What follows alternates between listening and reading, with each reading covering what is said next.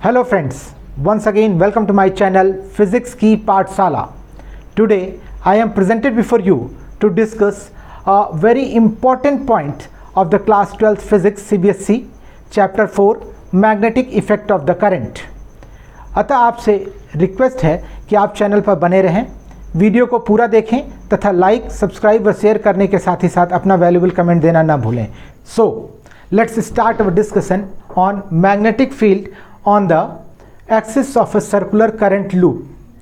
For that, let us consider a circular loop of the wire of radius A and carrying current I as here shown in the figure. Let the loop be perpendicular to the plane of the paper and we wish to find out the field B at an axial point P at the distance r from the center. Here we want to apply the Biot-Savart law. जैसा कि हम जानते हैं, अगर हम Biot-Savart law को apply करना चाहते हैं तो हमें एक करंट कैरिंग एलिमेंट जो है, करंट कैरिंग कंडक्टर है, उसके स्मॉल पार्ट्स को लेना पड़ेगा.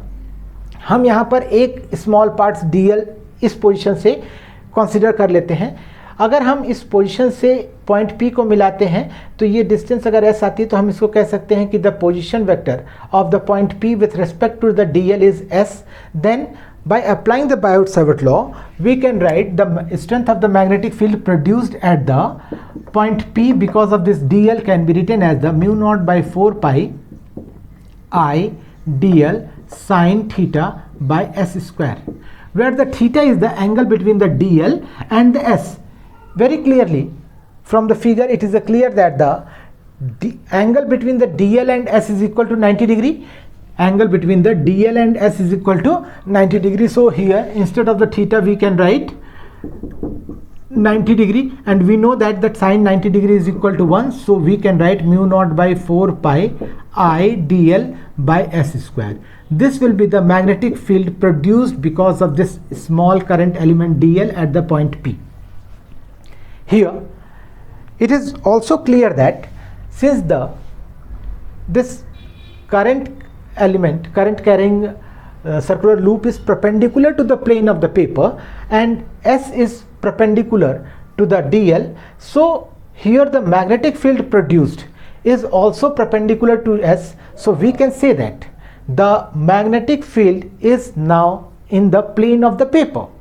If this is in the plane of the paper, and here if this was the angle phi, and as we have assumed that this S and the magnetic field dB are perpendicular to each other, and if these are joining, this is the angle is phi. If we are resolving this dB in the perpendicular and the horizontal components, then this complete angle is 90 degree. If here it is a phi, then this will be the 90 minus phi, and again here these two components are perpendicular, so if this angle was 90 minus phi, then this will be the phi degree. Is it okay? So if we want to resolve this dB into its horizontal and vertical components, then we will get dB cos phi is here and dB sin phi will be in these directions.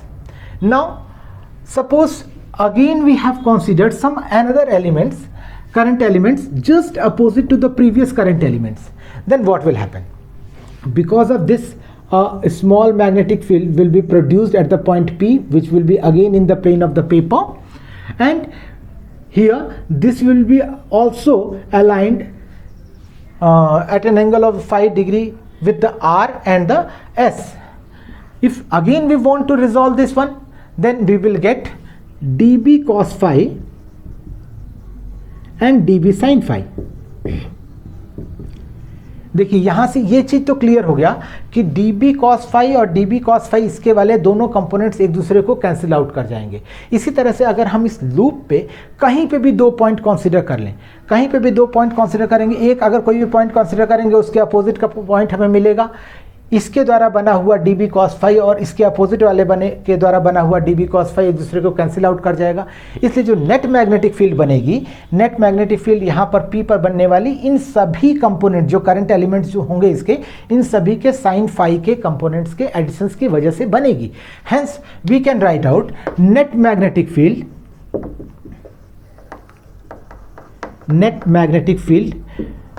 Eight point P that will be equal to b will be equal to integration of the dB sin of phi। ये सारे के सारे जितना भी ये सारे dl हिस्से हैं, इन सभी के वजह से जो बनने वाली मैग्नेटिक फील्ड का साइन कंपोनेंट होगा वो आपस में ऐड कर जाएगा, यानी integration of the dB sin phi हमें नेट मैग्नेटिक फील्ड वहाँ पे देगी। अगर हम इसको इंटीग्रेट करें तो हम यहाँ से देखिए इक्वेशन नंबर 1 से अगर वैल्यू सब्स्टिट्यूट करते हैं dB की, then we will get mu naught by 4 pi I dl by s square into, instead of the sin phi, here sin phi can be written as the a by s, perpendicular by hypotenuse, so it will be converted to a by s, or we can write mu naught by 4 pi I a by s cube into dl. This will be the magnetic field produced at the point P here. Now here we can see that the mu naught, 4 pi I a and s cube, all these are the constants. So if you want to integrate, then we can write it like this one also, mu naught by 4 pi, constant जितने हैं उनको बाहर कर लेते हैं हम, dl होने का मतलब क्या हुआ, इंटीग्रेशन ऑफ द dl। अगर सभी को इंटीग्रेट करेंगे तो हमें उसके सरकमफ्रेंस के बराबर क्वांटिटी ऑब्टेन होगी। अगर सरकमफ्रेंस के बराबर क्वांटिटी ऑब्टेन होगी तो हम इसको लिख सकते हैं mu naught by 4 pi I A by S cube into 2 pi R. R मतलब यहाँ पर इसकी रेडियस है a, so we will get this one. So to this we can write mu naught by pi से pi cancel, 2 mu naught by 2 I A square by s cube. This will be the magnetic field produced at the point P. Again, instead of the s, we can write by using the Pythagoras theorems, a square plus s square का under root s की जगह हो जाएगा और cube है तो 3/2 आ जाएगा। So to this we can write mu naught by 2 I a square by whole under root. इसको हम लिख सकते हैं s की जगह पर a square plus r square to power 1/2, power यहाँ पे 3 थी तो इसको हम लोग 3/2 बोल देते हैं। So this will be the magnetic field produced at the point P because of this whole current circular current loop. I think up to here it's clear. From here also we can note down the magnetic field is aligned along the x-axis direction. So if you want to write this quantity dB in the terms of the vector, then we can write dB is equal to mu naught by 2 I a square by a square plus r square to power 3/2 and I. This is only the vector representation of this quantity, and if we want to write this quantity in the terms of the number of the turns, इसका मतलब अगर हमें कहें कि इस अगर circular loop में एक टर्न नहीं है, कई टर्न्स हैं, n टर्न्स अगर हैं, तो ये तो एक के कारण इतनी मैग्नेटिक फील्ड बनी, इसी तरह से 2 के कारण इसकी दुगनी हो जाएगी तो n के कारण उसका n टाइम्स हो जाएगा। इसलिए नेट मैग्नेटिक फील्ड उस केस में बनेगी, net magnetic field dB will be equal to mu naught by 2n I a square by a square plus r square to power 3/2. I think up to here it's clear. Then move ahead. In sometimes in certain numericals we have to apply some special cases, or we have to discuss some special cases.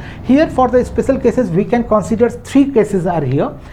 Case number 1, we can assume that if the point P is at the point C, that is the point P moves at the center, so if P moves toward the C, then on that case the R will be equal to 0. ये अगर P point यहाँ C पे आ जाता है तो ये यहाँ पे R की वैल्यू 0 हो जाएगी। On that case, from the above equation, from equation 4, we can write dB will be equal to mu naught by 2 I a square by a square to power a square plus r square to power 3/2। यहाँ पे r की value को 0 रख देते हैं तो ये ख़त्म हो जाएगा, आपका सीधे सीधा रिजल्ट आ जाएगा mu naught by 2 I a square by a to power 3। ये आपकी मैग्नेटिक फील्ड होगी। यहाँ से जो कट रहा है उसको काट लीजिए, तो ये आएगा म्यू नॉट बाई 2I/A। यही मैग्नेटिक फील्ड हम लोगों ने पिछले डिस्कशन में भी पढ़ा था कि अगर हम एक सर्कुलर कॉइल लेते थे, उसके सेंटर पर बनने वाली जो मैग्नेटिक फील्ड होती थी वो कुछ इसी प्रकार से आती थी। अगर यहाँ पर हम फिर से कह देते हैं कि n टर्न्स हैं, तो हम इसको n से मल्टीप्लाई कर देंगे, तो ये आ जाएगा mu naught Ni/2A। Case number 2 हम जो डिस्कस करते हैं, केस नंबर 2 में हम ये कहते हैं कि अगर r बहुत दूर है with respect to the radius of the loop, अगर ये पॉइंट P बहुत ज़्यादा दूरी पर है, उस केस में हम ये कह सकते हैं कि r की वैल्यू a के रेस्पेक्ट में बहुत ज़्यादा है। अगर r की वैल्यू a के रेस्पेक्ट में बहुत ज़्यादा है तो हम a को लगभग निग्लेजिबल मान सकते हैं। उस केस में हम इक्वेशन नंबर 4 से जो हमारा a है उसको हम निगलेक्ट कर सकते हैं। तो हमारा रिजल्ट कुछ इस प्रकार से आएगा, dB will be equal to mu naught by 2 Ni/A² plus r² to power 3/2 था। यहाँ से हम लोग a को ख़त्म कर देते हैं, a को निगलेक्ट कर दे रहे हैं। a को निगलेक्ट करने पे हमारी क्वांटिटी देखिए कुछ इस प्रकार से हो जाएगी, यानी ये बनेगा mu naught by 2 Ni/r to power 3। This will be the magnetic field, or simply we can write the magnetic field, so not the dB, only we can write the B. This will be the magnetic field produced at the far away point. From here it is very clear that here at the far away point the B is decreasing with respect to r cube, यानी जैसे जैसे हम दूर जाते जाएंगे यहाँ पर distance हमारी बहुत जैसे बढ़ेगी, हमारी मैग्नेटिक फील्ड की स्ट्रेंथ बहुत तेज़ी के साथ कम होगी। जबकि यहाँ पर at the centre it is inversely proportional to the radius of the loop. So if we are going to plot the graph for this one, then the graph will be like this. If the distance is here represented on the both side, then the magnetic field will be maximum at the center and very drastically it will decrease on the both the sides. So the magnetic field intensity will decrease sharply as soon as we are moving away from the center. Similarly, we can consider one more case, case number 3. In that case, we will consider that if the radius of the circular loop is equal to r, if r is equal to a, यानी जितना हमारा radius था loop का, हम उतनी ही दूरी पर जा करके उसको निकालना चाहते हैं।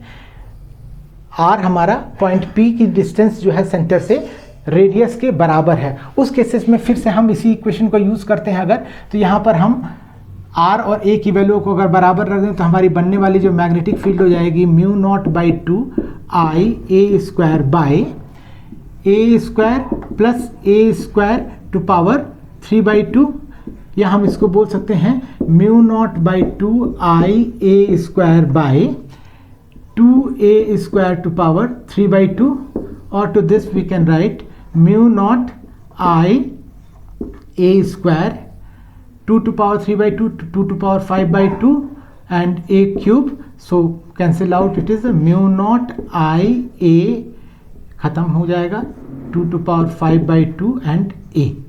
This will be the magnetic field. If R is equal to A, मतलब कि अगर हमारा जो R है वो रेडियस ऑफ द सर्कल के बराबर ही है, A के बराबर है, तो यहाँ पर बनने वाली मैग्नेटिक फील्ड इतनी होगी। इस प्रकार से हम अलग अलग पॉइंट पर मैग्नेटिक फील्ड्स की डायरेक्शंस को, मैग्नेटिक फील्ड के स्ट्रेंथ को निकाल सकते हैं। अगर फिर से हम यहाँ पे कंसीडर कर लें कि अगर इसमें n टर्न्स थे तो हम इस सभी को n से मल्टीप्लाई कर देते हैं, then we will get result like this one. Here one more point is there, we want to find out the direction of the magnetic field. For finding out the direction of the magnetic field, suppose the current carrying wire is there held, then just nearer to this one the magnetic field will be concentric circles, but as soon as we are going away from this one, the radius of the circle will increase, so the curved surface of these surfaces of these centric circles will reduce, और almost ये दोनों तरफ से ऐसा ही होगा। जैसे जैसे हम बढ़ते जाएंगे इसका कर्व होता जाएगा और लगभग बीच के पॉइंट्स पर ये स्ट्रेट होगा।